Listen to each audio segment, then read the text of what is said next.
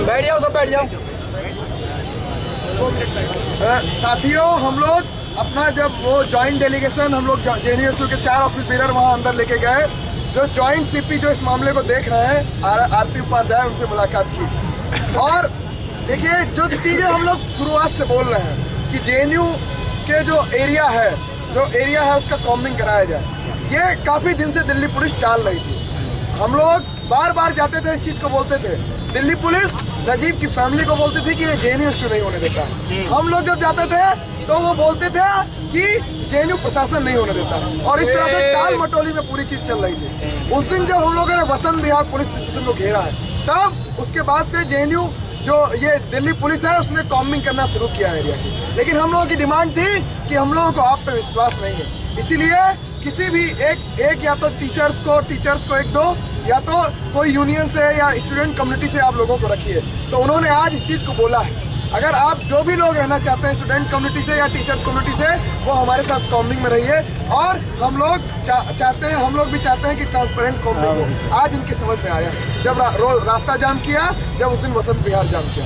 दूसरी बात, जिसको हम लोग काफ़ी दिनों से कह रहे थे कि जो हॉस्टल एरिया है जिसको आपने छोड़ा हुआ है, उसका सर्च आप लोग क्यों नहीं कर रहे हैं? क्योंकि सबसे इमीडिएट कॉन्टेक्स्ट में अगर आप सर्च नहीं करेंगे और हवाई दागते रहेंगे कि वहाँ भेज दिया पुलिस का टीम, यहाँ भेज दिया, तब वो कुछ नहीं होने वाला। आप उस एरिया का कॉम्बिंग करिए, उस एरिया को सर्च करिए। आज इन्होंने इस चीज़ को भी बोला है कि वो हॉस्टल एरिया का सर्च करेंगे। उन्होंने बोला आप लोग मदद करिए, हम लोग पूरी तैयार हैं। आप जिस भी हॉस्टल एरिया में सर्च करना चाहते हैं, हम लोग हॉस्टल प्रेसिडेंट, हॉस्टल वार्डन से बात करके वहाँ पे जाएंगे और आप उसका सर्च करेंगे। तीसरी जो कंक्रीट डिमांड थी हम लोगों की कि आप लोग उनका फोन टैपिंग पे क्यों नहीं लगाते। उन्होंने बोला कि फोन सबका टैपिंग पे लगा हुआ है, हमको कोई भी ग्लिच अगर मिल रहा है तो हम लोग आपको बताएंगे, हम लोग तुरंत उस पर कार्रवाई करेंगे। जो सबसे अंतिम डिमांड थी हमारी, जो सबसे और जो डिमांड थी हमारी, वो थी इंट्रोगेशन की। तो उन्होंने बोला कि एसआईटी अभी फॉर्म हुआ और एसआईटी ने अभी तक किसी का इंट्रोगेशन नहीं शुरू किया। उन्होंने बोला, तो हमने बोला कि कासिम का इंट्रोगेशन तो हुआ है, उनका जो रूम पार्टनर है, और मुझे भी आपने बुलाया है। उन्होंने बोला हम लोग उसके पूरा बैकग्राउंड वर्क कर रहे हैं, और जैसे ही हमको कोई ऐसा वो मिलता है सुराग, तो हम लोग उनका इंट्रोगेशन करेंगे। लेकिन देखिए, एक चीज़ बहुत साफ है, ये लोग एबीवीपी के लोगों का इंट्रोगेशन क्यों नहीं करना चाहता, ये भी सारा साफ है। क्योंकि जो एसआईटी बना है वो सीधे राजनाथ सिंह को रिपोर्ट कर रहा है, और राजनाथ सिंह एक ये कवर अप पे जरूर लगे हुए हैं कि एबीवीपी के लोगों का ना इंट्रोगेशन। लेकिन हम लोगों के बार बार दबाव बनाने से ये हुआ है कि उनका फोन टैपिंग पे लगाया गया, और इस चीज़ को हम लोगों को सुनिश्चित कराना होगा कि और दबाव बना के जल्द से जल्द उनका इंट्रोगेशन शुरू, जैसे दिल्ली पुलिस में ये सारी चीज़ें दिल्ली पुलिस को बतानी पड़ी कि आप जेएनयू के एरिया को कॉम्बिंग करिए। दिल्ली पुलिस को बताना पड़ा कि आप हॉस्टल का सर्च करिए। दिल्ली पुलिस को बताना पड़ रहा है कि आप उनके फोन टैपिंग पे लगाइए। ये दबाव डालना बहुत जरूरी है स्टूडेंट कम्युनिटी की तरफ से और दिल्ली के तमाम सिटीजन्स की तरफ से। ये दबाव डालना बहुत जरूरी है कि दिल्ली पुलिस जो नाकारापन में अपना काम कर रही है, हवाई दागने पे देखिए। कल हम लोगों ने अभी पूछा कि आप तो कह रहे हैं कि पोस्टर लगा है, कहाँ पोस्टर लगा है? तब उन्होंने बताया कल उन्होंने रात में 4-5 एरिया में पोस्टर लगाया। यहाँ पे 2-4 लगा। हम लोगों ने वही बोला, यहाँ पे इसलिए लगा कि आज हम आने वाला है इस दिखाने के लिए। हम लोगों ने बोला कि जेएनयू के लोगों को क्यों बताना पड़ रहा है कि आप पूरे शहर भर में पोस्टर लगाइए, जब आप कह रहे हैं कि उनको ढूंढना है, शहर भर में ढूंढना है, तमाम जगहों पे ढूंढना है, तो पोस्टर आज तक क्यों नहीं लगा?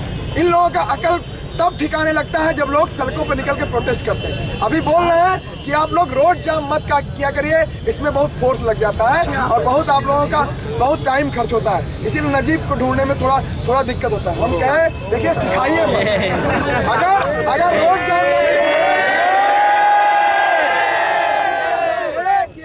जाम ना किए होते तो आप जेएनयू का कॉम्बिंग में नहीं शुरू किए होते, ना ही आप फोन टैपिंग पे लगाए होते, और ना ही जो पोस्टर आप 5 जगहों पे लगाए हैं ये भी नहीं लगाए होते। तो आपकी अकल ठिकाने लगाने के लिए हमको रोड जाम करना पड़ता है, चक्का जाम करना पड़ता है। आज आईटीओ का किए हैं, घबराइए मत, कल दिल्ली का करना होगा, जहाँ पे सेंटर जगह में वहाँ भी करेंगे। और ये लोग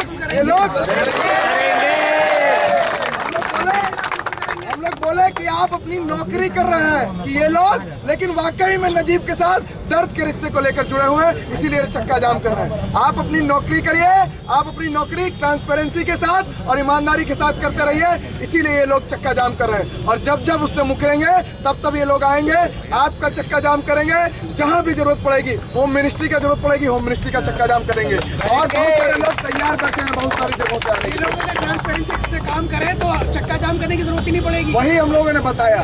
साथियों, आपसे यही अपील है कि 2-3 चीजें जेएनयू के साथियों से भी अपील करना चाहते हैं कि आगे अभी हम लोग चलेंगे और कॉम्बिंग में अगर हम लोगों का अगर लगता है कि हम लोगों को कुछ लोगों को रहना चाहिए और कुछ टीचर्स को रहना चाहिए, हम लोग आपस में डिस्कस करके वहाँ पे कॉम्बिंग में रहेंगे साथ में, इनकी मदद करने के लिए नहीं, केवल ट्रांसपेरेंसी बनी रहे इस चीज को जानने के लिए। दूसरी चीज, हॉस्टल सर्च, हम जानते हैं हमारा हॉस्टल, हम लोग कई सारी अपने वहाँ पे जो फ्रीडम है उस तरह का एक्सरसाइज करते हैं, हम लोग रहते हैं। लेकिन चूंकि अभी ये जरूरत है इमीडिएट कॉन्टेस्ट के लिए, तो जरूरत पड़ी तो हम लोग हॉस्टल सर्च में भी इनका मदद करेंगे, क्योंकि इनकी नालायकी को हम लोग बर्दाश्त नहीं करने वाले कि इनका नाकारापन चलता रहा। ये हवाई दागते रहे कि 200 टीमें वहाँ भेज दी हैं, 200 लोग वहाँ भेज दिए हैं, और इमीडिएटली जहाँ पे होने से की पॉसिबिलिटी है वहाँ पे कुछ ना करें। इसीलिए आप सारे लोगों से अपील है कि जो भी इस तरह का चीज है, जो भी इनकी जिम्मेदारी से मुकरने की ये कवायदे हैं, उनको हम लोग कामयाब नहीं होने देंगे।